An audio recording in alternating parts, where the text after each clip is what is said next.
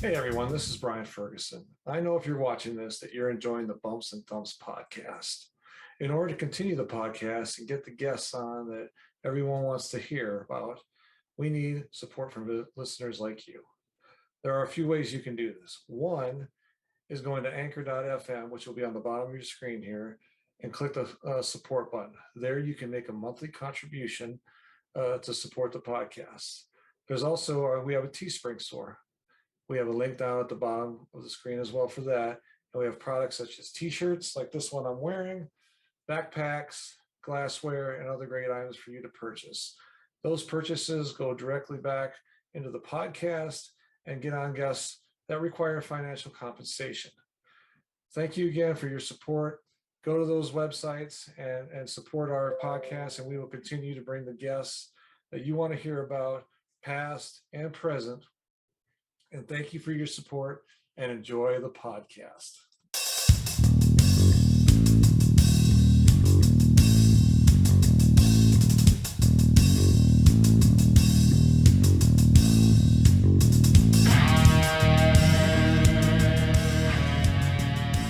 Welcome to another edition of Bumps and Thumps, the talk of wrestling. I'm Brian Ferguson.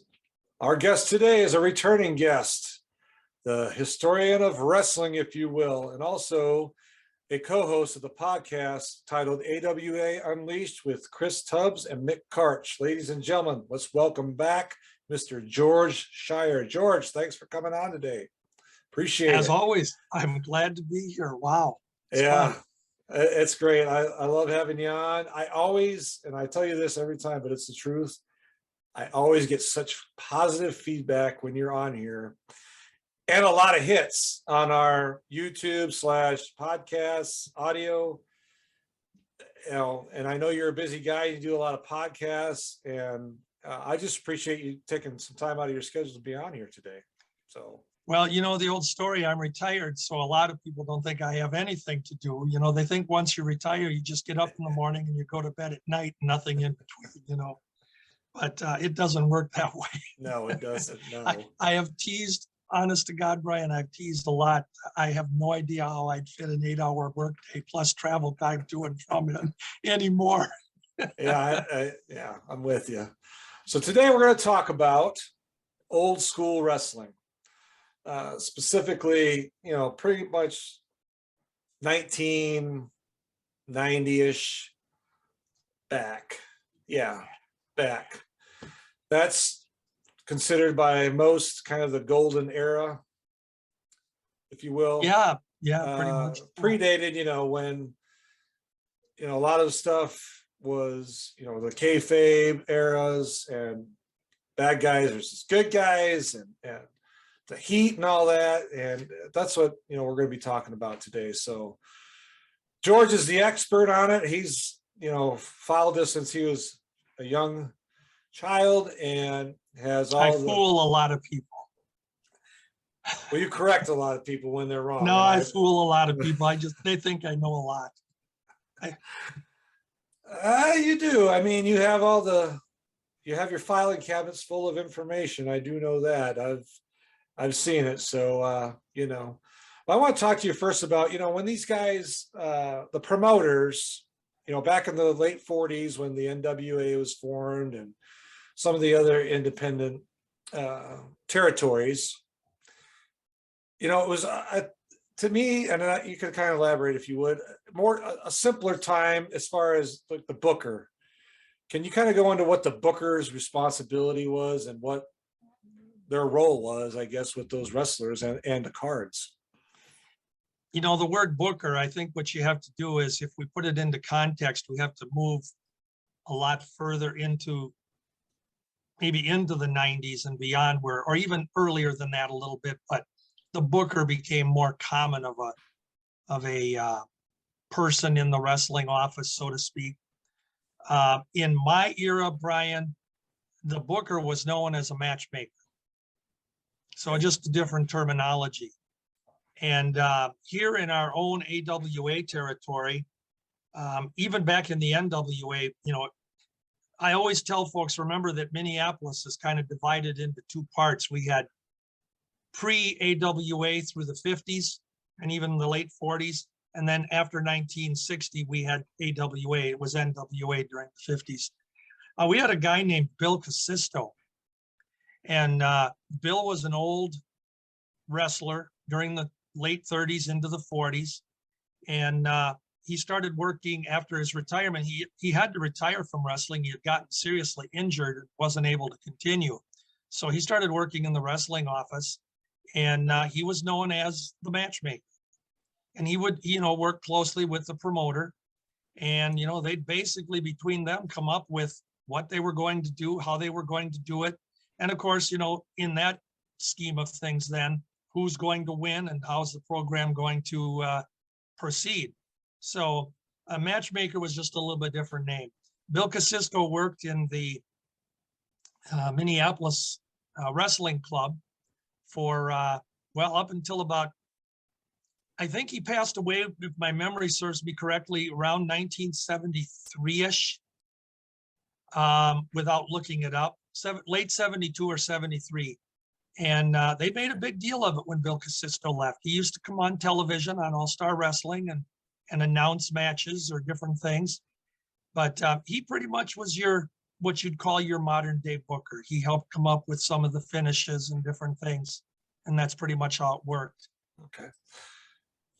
Let's talk promoting your cards back then. Now you have, social media. But back then it was, there was no social media. There was no internet. No. It was basically, I think it was more challenging because I think you had to have more people involved, if I am right about that kind of stuff, promoting the card. What I think you have to do, can I back up just for a second about the matchmaker thing, the booker thing? Wrestling in that era, when we go back to the 40s, 50s, and into the 60s, so much of what was promoted and presented to the people was done in the respect of, for lack thereof, sometimes morality, lack of it, or different things that are going on around the country where they could play off of, or different events that were taking place in a particular town or part of the country. And that's where, a lot of the characters and the personas that were presented to people with wrestlers. You and I mentioned this in the past, where you had, after World War II, you had all of the Germans and the Russians and the Japanese.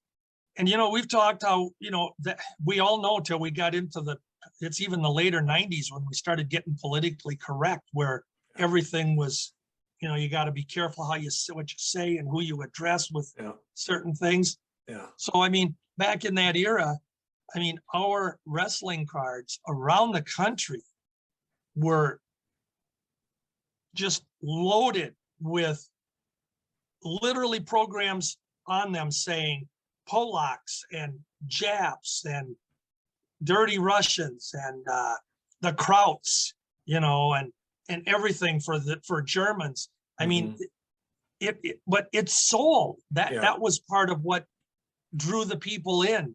Yeah. They played on emotions, the promotions and the wrestlers themselves. And it was so interesting because most of the wrestlers that played those particular, a German role or a Japanese role, a Russian, so many times they weren't even that nationality or that ethnic background at all. Ivan Kelmakov, one of the famed Kelmakov, Ivan, Russian brothers.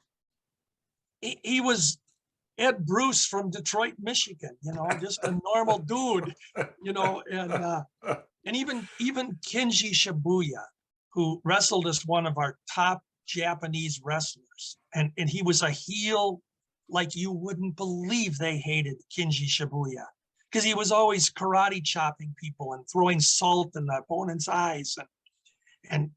But he was Hawaiian, Robert Shibuya. And you come up with this Japanese, all because after World War II, who did we hate more? Americans hated the Japanese. Yeah.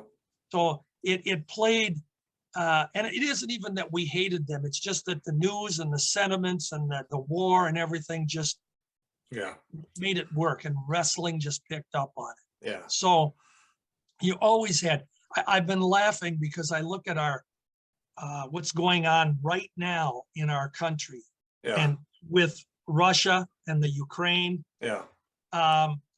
There's no one that's even brave enough to go into, at least I hope not, but a wrestling promotion wouldn't even touch this anymore, where you'd have the evil Russians or something like this, because I tell you what, they'd be burning buildings down. And, it's different atmosphere. So it doesn't play out like it used to.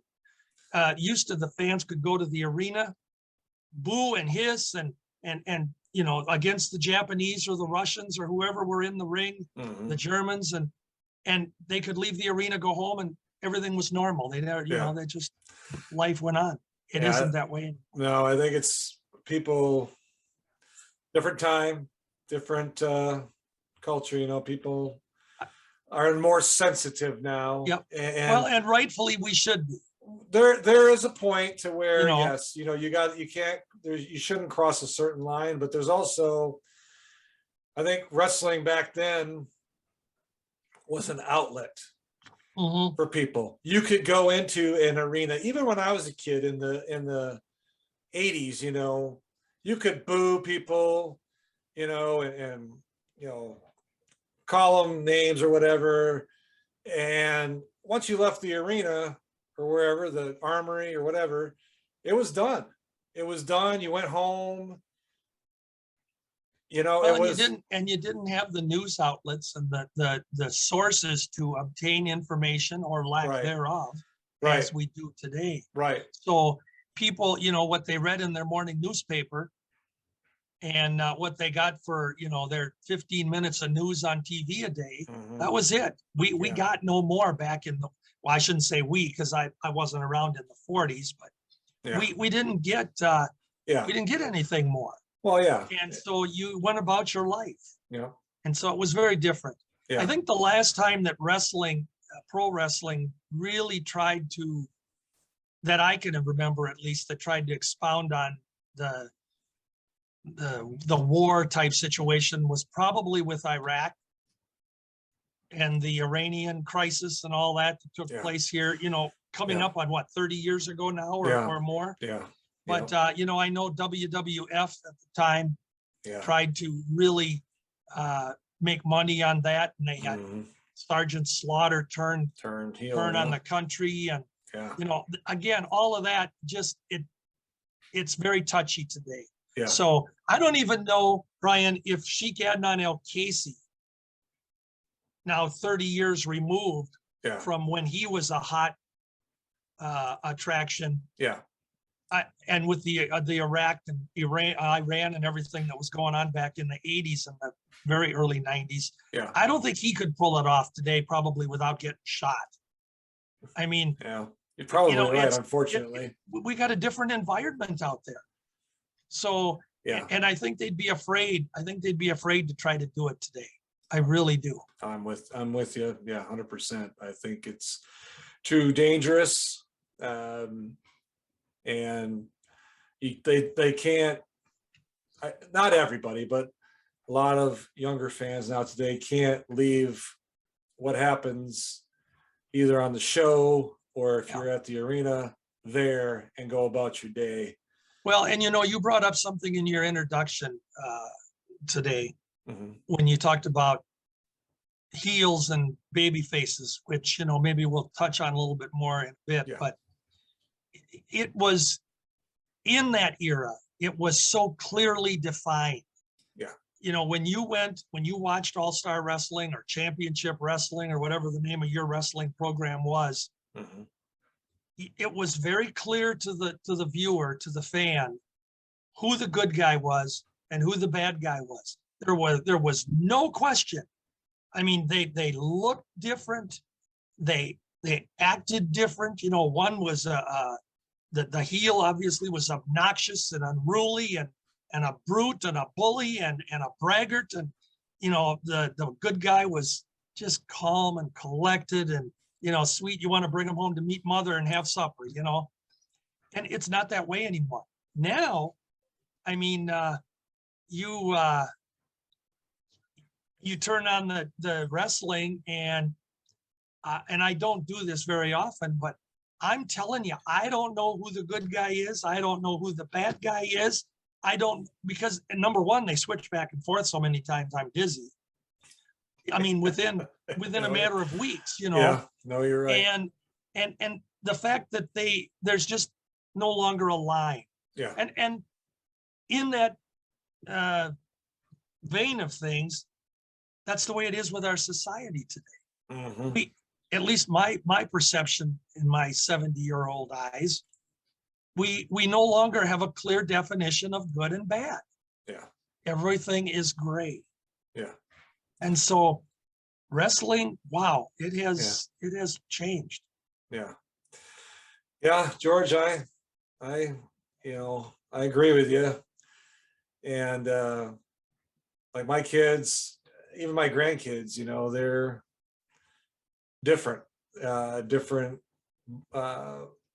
in all that aspect. I took a grandson once to an event, and he had fun with it, but yeah, it's just different. So it's hard to explain with the younger ones, but I get your point. So nowadays too, the big ones back in the 60s, 70s, even into the late 80s, AWA, WWF, NWA, they would hit the small towns, mm-hmm. and they would hit, an armory, a high school, whatever local event. That was so good because in my hometown of Rice Lake, Wisconsin, okay, like 10,000 people there. Today, they wouldn't even touch it. The big ones, Right. The WWE, the AEWs, Impact. Well, the money isn't in those little venues anymore. Even in the house shows, it's not right. there anymore. But I'm saying back in the day, yeah, when I was a kid, even the AWA came to town at least once a year. Yep. And that's when they were big. And you saw guys like the Road Warriors, the Freebirds, or Bockwinkel, Rick Martel. I could go on, Hulk Hogan, that were in my small town. In fact, I'll tell you a quick story. Sergeant Slaughter, who I talked to at WrestleCon this past weekend, his first match in the his first match ever, which was in the AWA, was in Rice Lake, Wisconsin, with Playboy Buddy Rose, different name at the time. But I didn't know that. And that's just amazing to me that nowadays you wouldn't hear of, WWE come into Rice Lake, Wisconsin. They're going to come to the Minneapolis, St. Paul, because that's a big town, big money. But they're not going to. Even then, it's only in any of these big towns today. Mm-hmm. It's usually only once, maybe twice a year. Mm-hmm. And the card that they present it features all of their current crop of wrestlers, mm-hmm. but there's nothing really built up in the program to say, why so-and-so is going against that wrestler. Yeah. It's different. Wouldn't work. Right. I want to go back to the armies and high schools. I remember on I think it was our first podcast together, your first or second one we did, when we were talking about you specifically, you promoted a card at your high school, if I remember correctly. Yeah. With some pretty known wrestlers. And that experience for you, but I think that has lost its value. But what's your opinion on that versus today? The arenas are all arena matches versus the old school way of armories and high schools. Well, not that we're going to just talk about the AWA, because it really worked this way for all of the big territories. Yeah, right. Okay, so it didn't matter whether you were down in Texas or the Florida circuit or out in California or wherever. The small venues, what you had was the AWA, we'll use that as an example. they would run their big city cards. By the late 70s, we were into once a month for a Twin Cities card, either St. Paul or Minneapolis. And then you'd have other big cities on the circuit. You'd have Milwaukee, you'd have Chicago, you'd have Winnipeg, Denver, and so on. You get where I'm going. Right. So during the course of a given month, the wrestlers are going to have all of those big towns, but then during the course of the week, they throw in what they called a spot show at one of the local gymnasiums in the school, or the National Guard Armory, which was a smaller venue. You know, at a National Guard Armory back then, if you were lucky if you could draw 2,000, maybe 3,000 people could fit in there. Yeah. Our St. Paul National Guard Armory used to be, if you had 3,000 for a card, you pretty much had a sellout. Okay. But you go to the small high schools, which you got to remember too, that a lot of times those were fundraisers. The high school itself, or some town event, it could be the JC's in town, or it could be some ladies club or whatever it was. They would contact the wrestling office and bring them in. And the wrestling office, the Minneapolis Wrestling Club now in this case, they would work with the group, and they had a fee that they were taking, a percentage out of the gate, whatever they decided on, and that sort of thing. But the wrestlers themselves, obviously they weren't getting the big paydays that they would if they were 3 nights later in Milwaukee or Minneapolis at a big house show. Right. But they were picking up money as they're doing their traveling. Yeah. And they could do, 2 or 3 spot shows a week, and they made good money. Yeah. And then do the house shows, the big house shows on the weekends. Or, when I go back to, I think about Dallas, Fort Worth.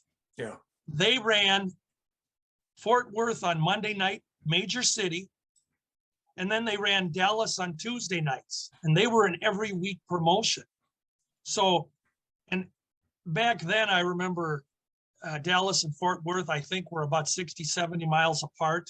I don't know if they're not that far apart. No, they're pretty close. Yeah. So technically a fan could go to Fort Worth on Monday, hop in the car, and an hour later be in Dallas for the Tuesday card. And you don't have to stay overnight. So it was these fans had it made because they had 2 major house shows a week. Most of the big cities like that had a regular night that they promoted. The Twin Cities was always, back in the 60s, always Saturday night. And that was in the days when they would tape the program on TV right before the house show. So it would be a live broadcast, and then you'd, as Marty O'Neill used to say, run, don't walk, to get your tickets. And literally they would have a good walk up from 7:30 when the show ended on TV to 9 o'clock or a little after when the actual house show was to begin. And there were a lot of times when, they'd sell a couple, 3,000, 4,000 tickets within that hour and a half, 2 hour span, because the fans would get all worked up from TV. So it was perfect. But what you mentioned about the gymnasiums. Yeah. You go to a typical high school gymnasium with the bleachers set up and a few chairs on the floor. Boy, you might get 300, 350, maybe a little bit more, but that would have been good. And the guys, I tell you what, when I think back to all of the literally hundreds of cards that I saw over the years, I would take one of those small gymnasium cards over one of the big house shows, because there were so many interesting things that happened on them. You'd have an advertised match that didn't happen for some reason, and a substitute was made. A lot of times the substitute was better.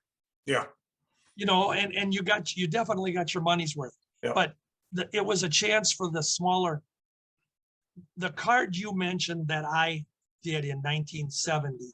Mhm. Our gymnasium held about 350, I think, if it was set up right.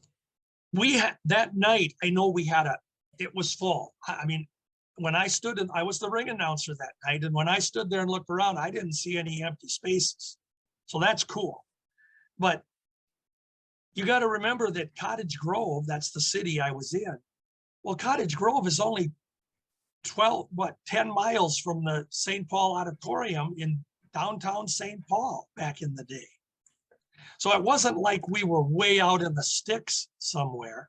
There were certainly fans that if they'd have known about that card, they could have driven down Highway 61 and boom, they could have hit Park High School for a Tuesday night wrestling card. But generally the small town just drew, our school family or whoever it was in Cottage Grove. But they were always exciting cards. We used to drive down to Mankato and Owatonna and New Ulm and Redwood Falls and Ortonville, just some of those southern towns, Albert Lee. I'd drive down to some of those small towns on a regular basis and just see some dynamite cards. Yeah. Usually they only had either 6 to 8 wrestlers on a card. Mm-hmm. Most often it was 6. Yeah. And what they would do is they would have, a lot of times they got into having a tag team main event. Yeah. And then they'd have the wrestlers from each side of the team wrestle in 2 singles matches. And what they do with those 2 singles matches is they build it up so that you're just so ticked at the heels or whatever that you want to see the babies get even with them in the tag bout. Yeah. So they kind of built up their own little TV thing without TV. Yeah. Or if they didn't have that, they would have a tag team main event, maybe 2 name wrestlers in the semifinal, and then a guy from each team on the tag team main event would wrestle in the opener. And again, that's to set the fans up for that main event. Yeah.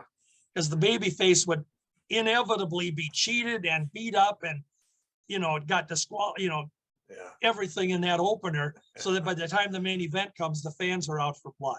Yeah. It just worked out good. Great formula. I miss it because when I was a kid, Minneapolis, St. Paul, that was where the big stuff was, but it's 2.5 hours from where I was from. So, my parents weren't big wrestling fans by any means, so they're not going to drive their kid. I feel your pain. They're not going to drive their kid 2.5 hours to a wrestling event, especially if it's on a weeknight when they got to work the next day. It just wasn't going to happen. So when those shows would come to my town, the AWA, and they had 2 or 3 of their top guys coming in, I mean, the house was full. I mean, it was always at St. Joseph's Catholic High School or Catholic School Gymnasium. Mm-hmm. And it was always full and always had a great card. And like you said, you kind of explained it. It's the single matches, the heel, the baby face, 2 or 3 of them. And then they get up in the tag team match where they go against each other. But the formula worked. Now, was this something with the Catholic high school you're talking about? I didn't go to the high school. I just went to the cards. Would this have been though? Yeah, it was a fundraiser. It was it was a fundraiser for the school. Okay. And so it worked though. And I get the point where they want to make money. Right. I get it, but they also, I think, gave back more than to the communities and to organizations, nonprofits and all that, than they do today. And I'm not saying they don't do it. I'm sure they do. But if they're in like WrestleMania, Dallas, they had a bunch of things going on with several nonprofits, but you didn't see them in, Odessa, Texas. I'm just using a small town, because they're not going to do it there. That's what's sad to me. Well, in those small towns too, the again, that 70 card that we talked about, Mhm. that was a fundraiser for the, well, we had two of them. I did another one that was for the JCs, the Cottage Grove JCs. Okay. But the one that I'm talking about was for the Cottage Grove Police Reserve Department. And the source of, getting the word out, they didn't advertise these spot shows. Any towns I've mentioned to you, they didn't advertise these on All Star Wrestling. The only thing you got on the TV show was the big arena show in the downtowns coming up. Yeah. And so the small venues, it was up to the organization that is trying to earn the money, the fundraiser. They would go around and they would sell tickets. Mhm. They would, they have the kids at school selling tickets, and you'd go to some of the local vendor or stores. They'd have tickets available for the card coming up in, end of the week, and you'd get your tickets there. Yeah. And they'd have in the store windows, the old cardboard posters that, are very valuable today. People, these things, if you can find them, they're hot stuff. Yeah. But they would put those in their store window, get your tickets, at Joe's Bar and Grill and Ace Hardware and whatever it is. Yeah. And that was their word of mouth. And they always did good. Yeah. We did the one with the JCs. And again, the gymnasium was full. I mean, There was a little more work because you worked with the organization. So the organization, like you said, they would get on the radio, your local radio stations. Yeah, we'd have a local radio station. The radio stations, the newspaper. You could even maybe if those guys were coming into town that day, maybe get them on the radio for the afternoon, saying, "Hey, come out tonight, whatever. We're going to be there." Get a ticket. With Cottage Grove, we had the South Washington County Reporter newspaper, which came out every Wednesday, and used to deliver them. But they would put an ad in their paper for 2 or 3 weeks coming up before the Park High School card. And a lot of times too, until we'd get to that, probably maybe a week and a half, 2 weeks out, a lot of times we never knew who was going to be on the card. We were at the mercy of the wrestling office that they were providing us wrestlers. Yeah. And then to get those posters printed up, then you'd get, Dr. X and Cowboy Bill Watts. And wow, Yeah. Yeah. It was, I miss that era. I'll tell you, I'll be honest. Wow. We talked a little bit about using TV and the magazine. The magazines now, you don't see them. I mean, Pro Wrestling Illustrated is still around, but I mean, all the covers, WWE and AEW.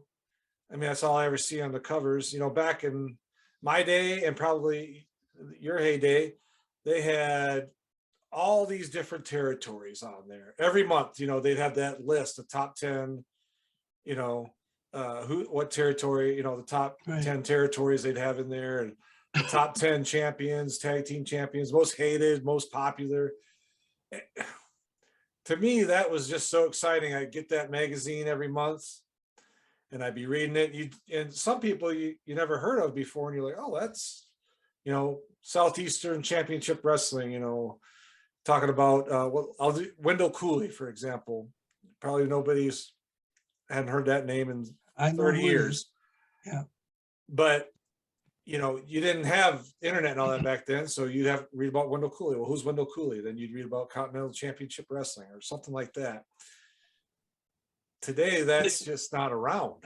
Well, the thing with the old wrestling magazines, the newsstand magazines, later on into the 80s, they became known as the Apter magazines, because Bill Apter, who's a great guy, by the way, Bill's a friend. He's a great guy. Yeah.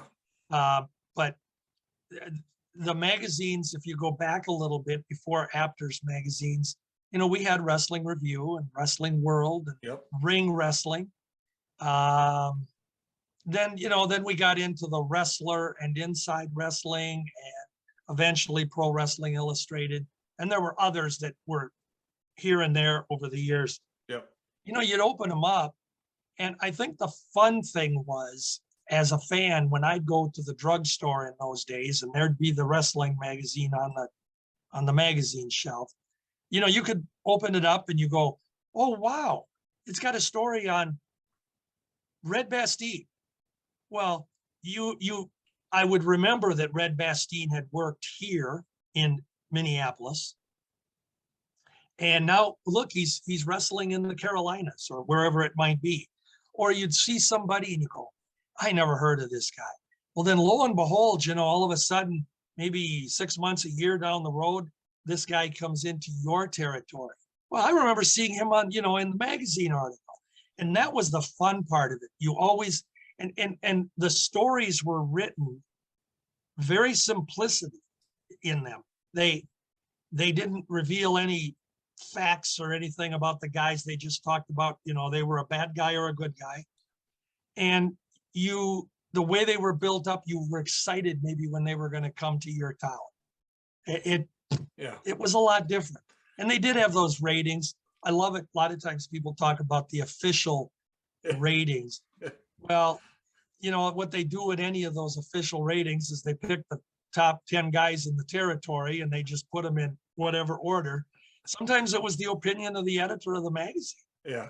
Or a couple of the staff members of the magazine. Yeah. Sometimes it made sense. Sometimes it didn't, Well, and it was fun. You say, well, look at Vern Gagne's rated right above Lou Thez. Wow. Yeah.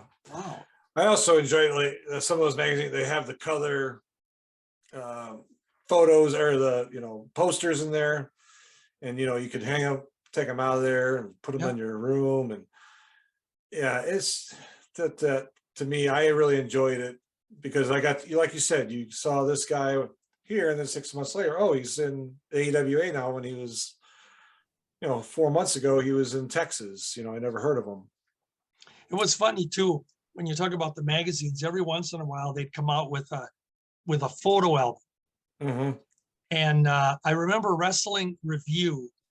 They actually, over the course of their run, before they were sold to the Canadian company in '73. So I'm talking the original Stanley Weston magazine. They came out with 4 different photo albums only. And they were on glossy paper, full page photo of the wrestlers.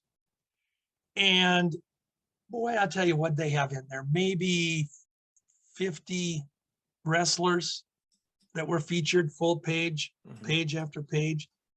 I remember the first one I would have been, I've been about 12 years old. I went to the drugstore and here's the Wrestling Review photo album. I opened it up and I mean, as a little kid, I just, my eyeballs, just like in the cartoons. And at that point in time, I figured when I bought that magazine, which was only, it was 60 cents. And it had crossed off on it from $1 down to 60 cents. Right on the cover. Wow. I mean, it was printed on there. Yeah. But I bought this magazine and I thought, you know what? I've now got a picture of every wrestler out there. Yeah. And some of them I'd never seen. Whipper Billy Watson. I never saw Whipper Billy Watson. And I remember Edward Carpentier was in there and I'd never seen him. And then, you'd see one of your favorites, the Crusher, and the Bruiser was in there, and Gene Kaniski. And well, I thought, this is really cool. So I bought 2. Well, I saved one, of course. And then I thought, you know what? I really need to get a third one. And I went and I bought a third one. So I still have my original one, perfect. But the other 2, as a dumb 12-year-old, I took the pictures out and I trimmed them because they had squares, they were in a square block. Yeah. I trimmed them. And back in my dumb 12-year-old year, I put them each picture on a piece of construction paper. And then I put them around my bedroom. All these pictures lined up, going up the corners and across the middle of the room. And I just thought, I got the coolest room in town. Yeah. I mean, this was a typical fan. Yeah. But The pictures, they were a little bit heavier paper, of course. Like I said, they were glossy pictures. And Wrestling Review did 4 of them over the course of their run. So, and each one was a little bit different, because they'd be a couple of years apart. So there'd be some different wrestlers in there. Yeah. But yeah, what you look forward to. I think back to that as I'm telling you this, and I hadn't thought about that in a long time. Oh, I used to run down there to the little gas station that sold those magazines. I'd run down there every month. My mom would give me, $1.75 or whatever they were. And I'd run down there. I knew when they'd come out, and I'd go down there and buy it. And I did I didn't cut them out, but they always had a centerfold, poster of, whoever, Ric Flair. And I'd take them out of there. And yeah, I miss those days. Well, and it's funny when you mention Wrestling Review, because I think I mentioned this to you in one of our talks. Mm-hmm. In 1959, I walked, my grandma lived about 6-8 blocks from a local shopping center. And her and I used to walk down there. So in 59, I'm 8 years old. Yeah. And we walked into the drugstore, and there was, at the time, it didn't have the significance to it that, it does today, but it was issue number 1 of Wrestling Review, the fall issue, 1959. And I begged my grandma for 50 cents. That's what it cost. Yeah. And I'm 8 years old. And I remember my grandma saying, 50 cents, that's a lot of money. I said, oh, but grandma, look they have a picture of this guy and whoever it was in there, and it was somebody I knew. Yeah. And so I have that issue. Wow. God bless you, grandma. Yeah. And I still have it. And I'm proud to say it's in great condition. That's awesome. That's wonderful. It's good to hear. Great memory. Yeah. Let's switch it over a little bit. Kayfabe. Oh, yeah. Some fans probably don't even know what that means, kayfabe. If you would please explain what kayfabe is and how it was used back in the day and how it's pretty much absent now, if you would please. The simplest definition of it is kayfabe is a carnival type way of talking that wrestlers would do when fans were in the vicinity of earshot. They would go into this, if you want to get what it's really close to, have you ever talked Pig Latin? No. Do you know what Pig Latin is? Is that where you change your... Yeah, well, it's like if I said to you, all right, if I said to you, NK uye under anste igpe atenle if I ixpe uti. See, I just ask you, can you understand Pig Latin if I speak to you? Well, or something similar to that. Yeah. Not exactly perfect, but technically that's what it was. It's putting the beginning of the word at the front and kind of playing it. So most fans didn't know. But the actual kayfabe part of it was that they portrayed wrestling as being the word real, and we've had this discussion a million times about the word fake, because wrestlers really don't like that word. They never did. I don't even know if today's workers would enjoy being called fake, even though it's out in the open now that whatever we do in the ring, we're just doing it because we're having fun. We're entertaining you and it's not real, because they don't pretend anymore. Right. But in that day, boy, I tell you what, they went in the ring and they literally put their bodies on the line. I mean, I don't care how many times you get slammed on the floor, how many times you get banged into the ropes or into the turnbuckles, and how many times your body just takes a beating. So yes, they protected each other. I mean, that was part of the deal. But that's really what kayfabe was. And then that carnival language that went with it. I know I mentioned to you one time, the very first time I walked into a wrestling locker room. Mm-hmm. And I remember coming through the door. I'm a little kid. I'm with Red Bastien. And I come through the door and all of a sudden, just total silence. All the guys, they just stopped. There's an intruder in there, this little kid. Yeah. I was 16 or whatever I was at the time. And until Bastien told them, the boy's okay, he's fine. Well, then they started going about their business, whatever they were doing again. But that's how they protected it. Yeah. And, it'd be to the point where when you'd see Ivan Koloff walking down the hall, well, Ivan Koloff would never talk to you in his normal voice. He would be the Russian, Ivan Koloff. And he'd talk to you with whatever his version of a German accent was that he used. And Jim Raschke would be a good example. He would never talk to you back in the kayfabe era as, just plain old Jim Raschke from Nebraska. He just didn't do it. But he'd talk to and he'd have his version of the German accent. Yeah. So that's how far they went. And that's what kayfabe was. And again, making people believe or telling people that it's real. And, we've got a lost art because for the main thing is that all the years I'd sit at ringside, I'd hear some fans would yell, something, it's fake, you didn't even hit him, or something like that. And then you'd hear, a few minutes later, you'd hear the same guy go, oh man, did he hit him? Wow. Well, they believed for whatever reason, and any wrestler, if they could make you suspend disbelief for even some of the match, they did their job. Yeah. And that was what was important. Yeah. And in 1989, Vince McMahon Jr., he pretty much, what a lot of people already knew, but he came out and he said, it's entertainment, people. With predetermined endings, we're entertaining you. And the general consensus back then was, well, he just killed wrestling. Well, he didn't. He's got his own version of the product. He's got his own fans that have continued to support his product and him. And, life goes on. Yeah. So letting the people know the secret of pulling the rabbit out of the hat hasn't hurt it at all. In fact, I suppose one could say it's bigger and better than ever with what it's drawing, or the merchandising, if nothing else, is a huge part of it. Yeah. The marketing of the wrestlers, which probably my era missed out on. They didn't have the foresight.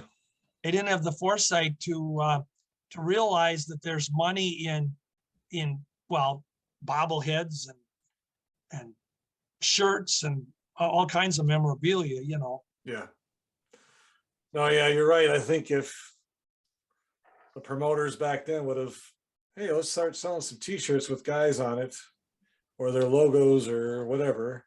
Well, the AWA got to that point in the early 80s. Yeah. They started having some t-shirts with the guys on the arms, and, the Crusher had a t-shirt with his image on it. And I think he had on the back of the t-shirt, how about that? Most fans would, they got into it with Bobby Heenan when he was telling people he didn't want to see any weasel suits or weasel shirts and weasel posters. That was the thing. Fan would come in and show a poster of a weasel, and Heenan would react to it and, tell the referee he wants them to stop. Well, Bobby was selling them. Yeah. I mean, they were his. Nobody knew that. Yeah. So, I mean, they were starting to pick up on it, and it was the fans that were changing a little bit. Yeah. Yeah. I got to agree with you. So let's talk about your era. So if we could, your favorite baby face during your key era time. Who is your favorite? I think I know who it is, but I'm going to ask you anyway. Who is your favorite baby face? Who do you think it is? Well, I'm going to say Dr. X. Well, okay. He was a heel too, but I mean, I'm going to say Dr. X. All right.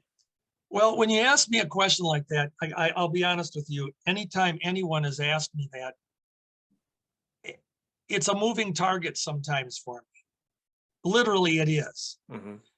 And the reason being, and I am going to give you a favorite baby face, but I can tell you that at different times over the course of my being a fan since I was 8 years old, that I've had favorite baby faces that at that particular time, I would say, yeah, they probably were my favorite. Mhm. But because I've seen so many of them, and I had the opportunity to see so many different ones, yeah, it's a moving target. But my personal, and this is gonna tie back in that you bring this up. This is gonna tie back into what we talked about with some of the magazines. Okay. If I have to pick one baby face that I just, for whatever reason, he's withstood the test of time. First of all, I'll tell you, I loved Moose Evans when I was a kid. Now, nobody today even knows who Moose Evans was. Yeah. But Moose Evans was a lumberjack type wrestler. He had flannel shirt, he had the sleeves cut off, and he had them fringed, cut where they're fringed. And then he wore a pair of blue jeans that were cut off at the knees and that they were fringed around his knees. And that's what he wore into the ring. He'd wrestle with those blue jeans on, take his shirt off. And Moose Evans was 6 foot. He was billed about 6'8". I think he was probably legit 6'4". Big guy, popular. As a 12-year-old kid, I loved Moose Evans. So he would have been my favorite wrestler. But again, as I go through the years, I've had other favorites. Yeah. Doug Gilbert would have been a favorite. The original Doug Gilbert, not the newer version. Cowboy Bill Watts. Oh man, I was gaga over Cowboy Bill Watts. But here's the guy that gets the credit for being my personal all-time favorite. Billy Red Lyons. Oh, okay. Now that's a name that if you really want to look at the scheme of things, Billy wasn't the biggest name in the business, but he was a big name. But here's why I like Billy. And it goes back to when we were talking about magazines going to the newsstand and you'd see somebody in there. Yeah. Well, I used to see in Wrestling Review and the others, etc. I'd see a picture of Billy Red Lyons in the territory wrestling somebody. But the real key for me came where I told you one time before that I used to exchange programs with various fans and promoters. Well, I used to get the Dallas, Fort Worth, Houston programs weekly. And for about the second half of the 60s, one of the most over baby faces there was Billy Red Lyons. For whatever reason, I was just enamored with this Billy, and this is weird now. I loved the name, Billy Red Lyons. How average of a fan was I? I was just your normal fan. So I loved Billy Red Lyons. Well, here's where it really hit home. The one night in August of 1968, when Billy Red Lyons made his AWA debut. He debuted on TV, All-Star Wrestling. He was unannounced. Nobody knew he was coming into the AWA. There was nothing in the wrestling programs at the arenas. Nobody mentioned it on wrestling. So the match is starting and Billy Red Lyons comes in and gets introduced. I'm serious. I just about had a stroke. Oh my God, here's Billy Red Lyons. I'm going to really see him. Yeah. Well, now here's what adds to the excitement. He's getting introduced and his opponent that night on TV, from parts unknown, ladies and gentlemen. We don't know how much he weighs. We don't know where he's from. All we know is he's Dr. X. Dr. X. Now, Dr. X, he's the biggest heel we had in the territory. And here was the little clip. At that very moment, Dr. X was AWA champion. Vern had given him the title for 2 weeks. He lost the match and they were going to have a rematch 2 weeks later for, a Gagne's rematch. But in between that 2 weeks on that TV show, or the night of the rematch, I take that back. On the night of the rematch, X is going to defend Vern at the live show that night after All-Star Wrestling. And he loses on TV to Billy Red Lyons, who, as a kid, I just thought this was beyond cool. And Billy beat him with a figure 4 leg lock. And that's the hold that Dr. X was beating everybody with. So you see the excitement that's there. Yeah. So number one, I'm seeing this Billy Red Lyons that, for whatever reason, in all my programs, there's Billy Red Lyons, and I just love him. Mm-hmm. Now I'm going to see him, and I'm going to that card tonight now, and Billy's going to wrestle, or Doc is going to wrestle against Vern. Well, as scheduled, Vern won the title back. And Dr. X came out the following week, and he was livid. They threw me this ringer on TV. This guy, I'm preparing for a championship match. They give me this Lyons. I want this bum in a match. He totally upset everything. Well, at that exact moment in time, we didn't know that Lyons and Dr. X were real life brother-in-laws. Oh, wow. Okay. Dr. X was, in other territories, was the destroyer, the mass destroyer. But here he was Dr. X. Well, Lyons and the destroyer had teamed together in the past, and they had feuded. Usually when destroyer would come into a territory, a short time later, Lyons would show up, or vice versa. They did this through the course of their career, and they had a program against each other. So now we were getting it. And right there, Lyons became my number one favorite. And I never, if I have to ask who it is, it's Lyons. All right. Now your heel. I think it's probably Dr. X, but I could be wrong. Okay. It is. Okay. It is. But again, yeah, keep in mind that it's a moving target sometimes. Yeah. Because I loved Nick Bockwinkel. Yeah. As a heel, Nick rocked. Yeah. I loved Hard-Boiled Haggerty. I can't tell you anybody that didn't see Hard-Boiled Haggerty. This guy, in fact, he would probably be right behind Dr. X. You just don't, if you didn't see him, you don't realize how good he was at working the crowd. Yeah. And when he did his interviews, man, you could hate this guy, you know? And truth be told, if you remember the sort of the quiet and snobbish type interviews that Nick used to give. Oh yeah. Where he didn't come out and spit and right. growl and bark like a lot of the heels. He was even keel and arrogant and made you hate him because he's just such a, you know, Hard-Boiled Haggerty was a lot like that. Very much so. And I don't know. I know. Yeah, should have asked Nick one time if he ever copied any of it, but Haggerty was a lot like that. Yeah. So yeah, I think if you ask me, I had a lot of heels that I loved. I loved Nick as a heel. Yeah. Larry Hennig. Oh my gosh. Harley Race. Yeah. You know, at any given time, they're my favorite wrestler. I mean, my favorite heel. Yeah. Incredible. Yeah. Yeah. Well, that's, I'm with you. I'm with you. So one more question. Do you believe that old school wrestling will ever come back?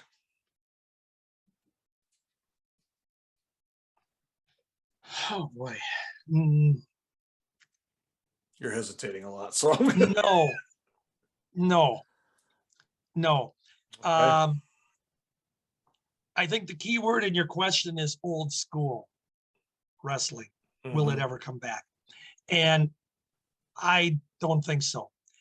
The other night, I don't do this very often. Last night, Monday night, I happened to turn on WWE. And I had it on during a ladies match. The ladies match was on when I turned it on. As I watched the entire match, And I was already saying, okay, I got to put an end to this because I need this time back in my life. But as I was watching it, there's nothing old school about it. The two ladies, and I'm trying to think who they were. Do you watch WWE? I don't even get it here right now. Okay. No. Whoever they were, Brian, they were doing so much flying around, flipping, kicking, stomping, biting, throwing each other out of the ring, off the ropes. There were no holds. There were no stories. And I sat there for the 10 minutes or 8 minutes, whatever it was. And my only question in my mind was, if all of this were even a semblance of real, how would they be alive? Yeah. There's no rhyme or reason to anything that either of them did. They were just out maneuvering one another so fast. Yeah. And so when you use the word old school, I had a fan ask me about 2 weeks ago via email to explain a storyline to him. Okay. It was one of the deals in the question regarding our AWA podcast. Okay. Yeah. And there's the key right there. The story or the storyline. Yeah. In any match today, so that wrestling could come back, they'd have to go back to having a storyline that they carry from the beginning to the end without deviating from it and educating the fans as they go along. Yeah. The best example would be in a tag team match. In my era, we'd have a 2 out of 3 fall tag team match.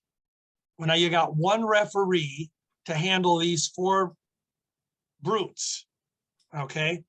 You know that the one referee can't handle all of them, so that's part of the storyline. You also know that that referee is going to miss every time the bad guy does something illegal because the referee's trying to get the good guy's partner out of the ring because he's illegal, can't come in. You see how it works? That's part of the story. They don't do any of that anymore today. You turn on a tag team match today and all 4 guys are in the ring at the same time. There's no rhyme or reason, you know. But yeah. the fans evidently today like it and buy into it. So that doesn't mean it's bad. Yeah. The storylines in those, do we even have a 2 out of 3 fall match anymore? No. So those 2 out of 3 fall tag matches, you know, you'd end up with the bad guy interfering and pinning the wrestler. And so now they're going to have a rest period during the tag team rest period. Well, then while they're doing it, the bad guys are beating up on the guy that's trying to recover. And the referee's trying to get the other guy back into the ring, the good guy into the ring. I mean, the referee was so much a part of it. The referee's nothing anymore. Yeah. Maybe 2 months back now, I watched a couple of minutes of AEW. I think that's what it's called. Is it All Elite or something? All Elite Wrestling. Yep. Okay. It was a ladder match. Cody Rhodes was in it. And I forget who the opponent was. But anyway, there were like, honest to God, there were like a dozen 12-foot ladders in and around the ring. And they were throwing each other off, climbing up to the top, throwing each other off of them from the top onto the floor and onto the top of another ladder. And then they bring another ladder in and hit them over the head with it.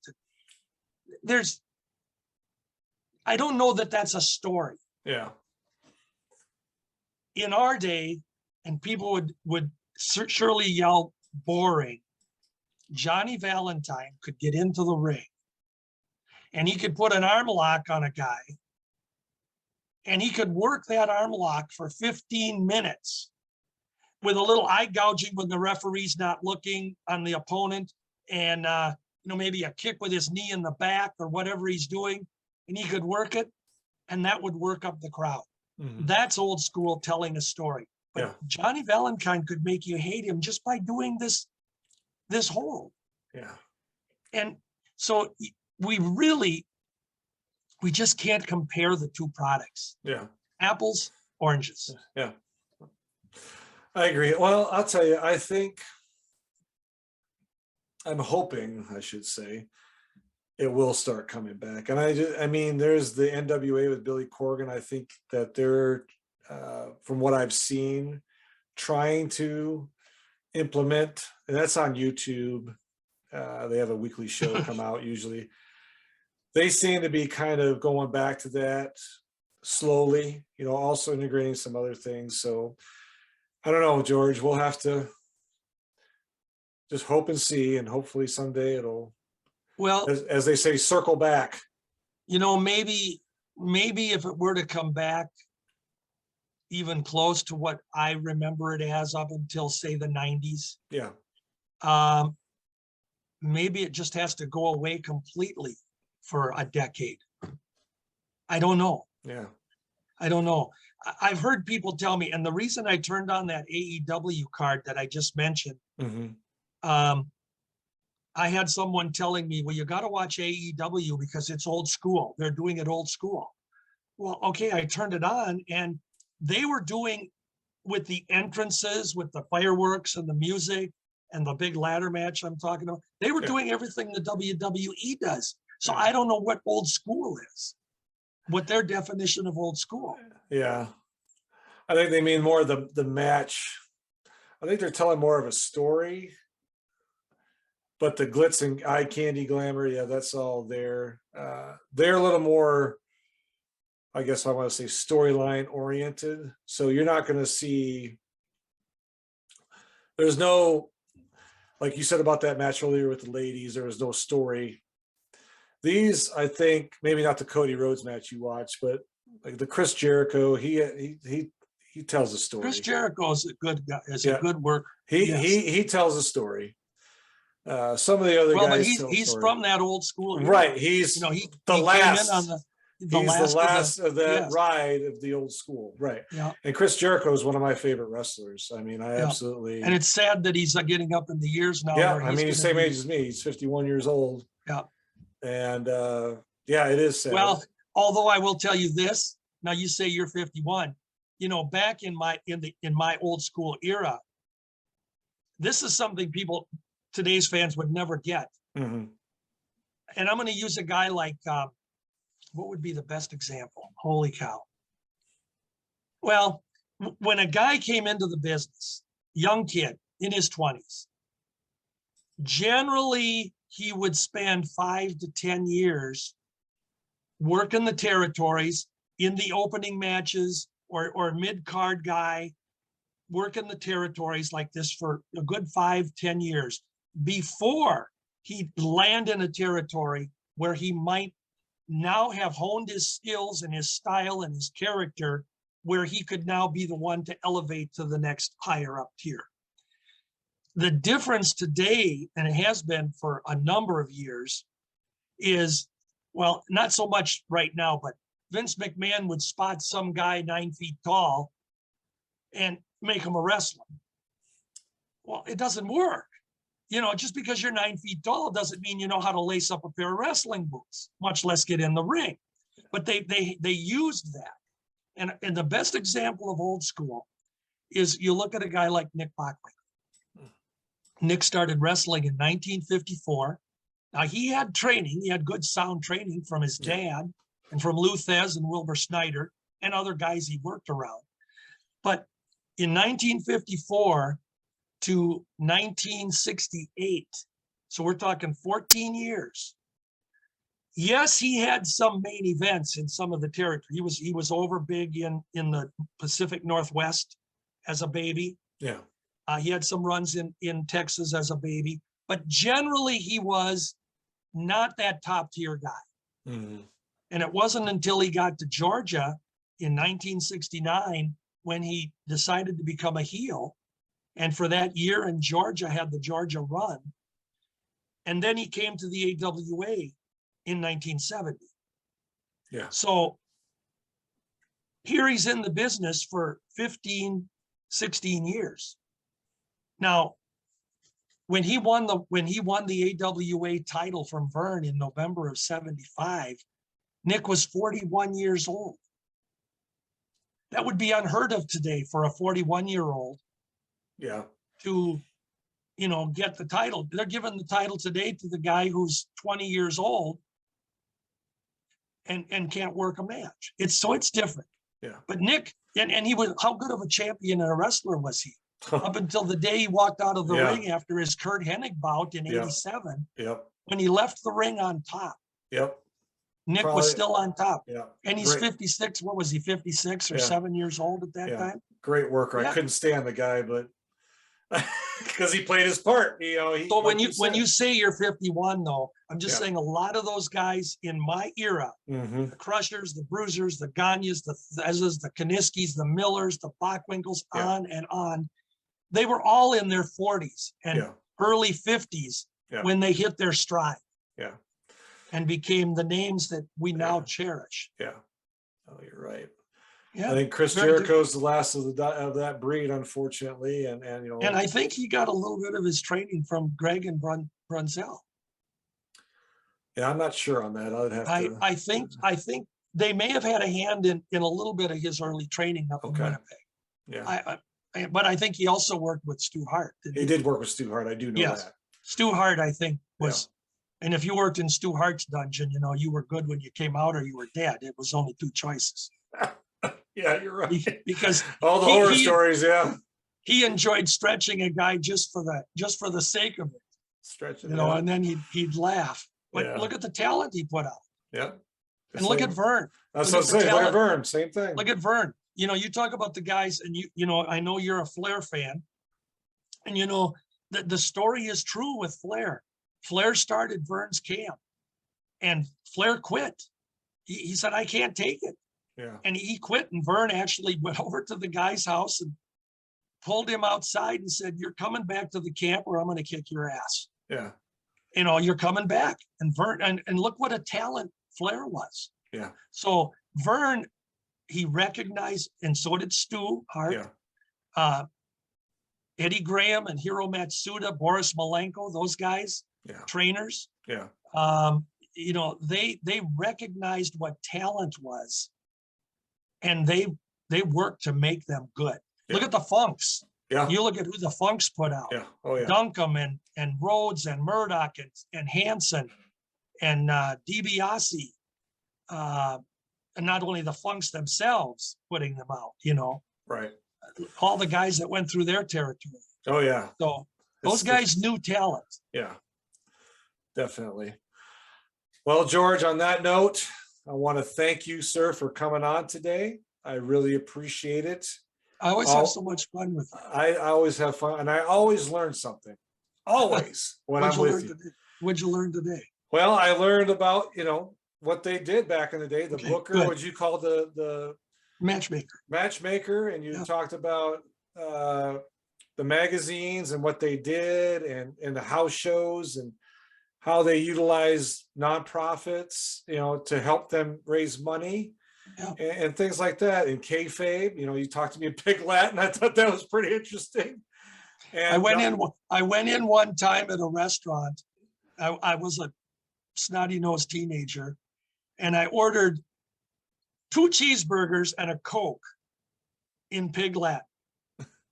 And I thought the lady server, literally, she just looked at me, the deer in the headlight, like, what the hell? I don't think I could order 2. I don't think I could say it anymore. East Che Burger Bays or something, but I did it back then. Oh, that's true. Oh, it's fun. But anyways, I want to thank you again so much for coming on here. And this is a good topic. I really enjoyed it. I know the fans out there are going to enjoy it. If you're listening, thank you. If you're watching, thank you. And George, always a pleasure, sir. Thank you. And folks, we will talk to you soon. Take care.